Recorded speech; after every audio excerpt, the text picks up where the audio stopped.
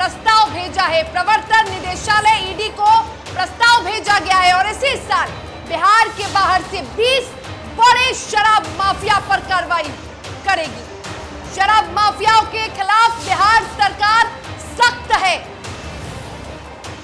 तो बिहार में अब जब्त होंगी 21 शराब माफिया की अवैध संपत्ति। नीतीश सरकार ने प्रवर्तन निदेशालय को प्रस्ताव भेजा है। इस साल बिहार के बाहर से 20 बड़े शराब माफिया की गिरफ्तारी भी हुई है। अब शराब माफियाओं के बचने का कोई चांस नहीं है, क्योंकि बिहार सरकार शराबबंदी को लेकर अब किसी भी ढिलाई के मूड में नहीं है।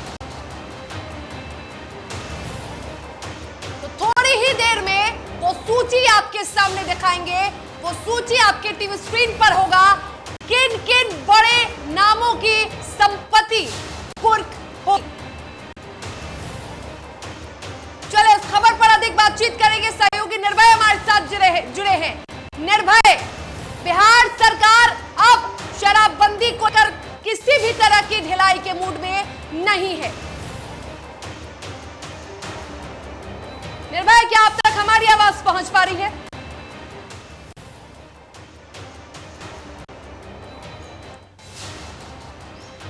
निर्भय, बिल्कुल सुन पा रहा हूं शर्मिला, एक बार अपना सवाल करें। बिल्कुल निर्भय, शराबबंदी को लेकर बिहार सरकार किसी तरह की कोई ढिलाई के मूड में अब नहीं है।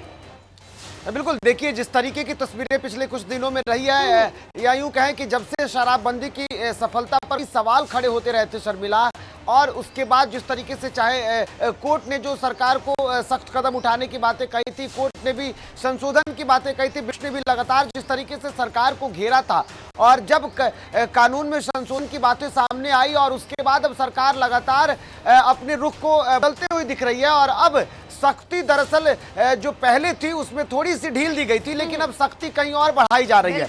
अब सख्ती उन शराब माफियाओं पर जिसको लेकर के लगातार ये सवाल उठ रहे थे कि आखिर में जब सरकार शराबबंदी की सफलता को लेकर के जो बातें करती है, तो सिर्फ और सिर्फ लोगों पर जो इसका सेवन करने वाले लोग हमेशा सवाल उठाता रहा है। बड़ी मछलियों को नहीं पकड़ी जाती है, बड़े शराब माफियाओं की गिरफ्तारी नहीं होती है, उनके खिलाफ कोई कार्रवाई नहीं होती है। तो क्या विपक्ष को भी एक तरह से जवाब देने का काम किया है सरकार ने? बिल्कुल, देखिए जिस तरीके की तस्वीरें फिलहाल आए, और आप देखेंगे कि हम एक एक करके उन सबका नाम भी बताएंगे आपको, कौन कौन लोग हैं जिनको गिरफ्तार कर लिया गया है, अब उनकी संपत्ति जब्त की जाएगी।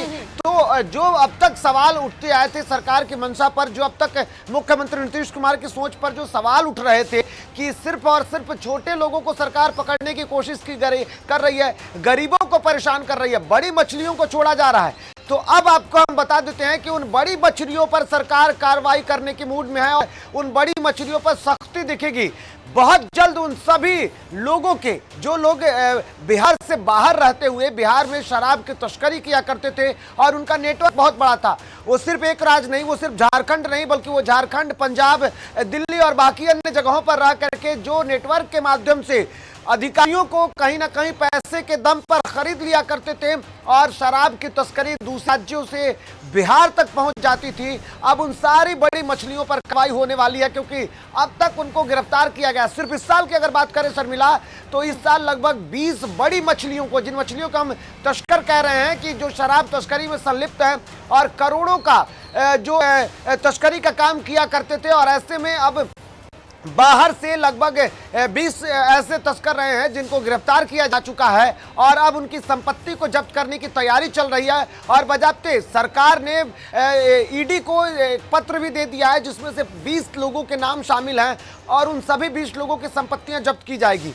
हाल ही में देखा था आपने किस तरीके से कि एक तस्कर थे, उनके पत्नी और उनकी संपत्ति को, करोड़ों की संपत्ति थी, उसको जब्त किया गया। भोजपुर की ये तस्वीर देखने को मिली थी।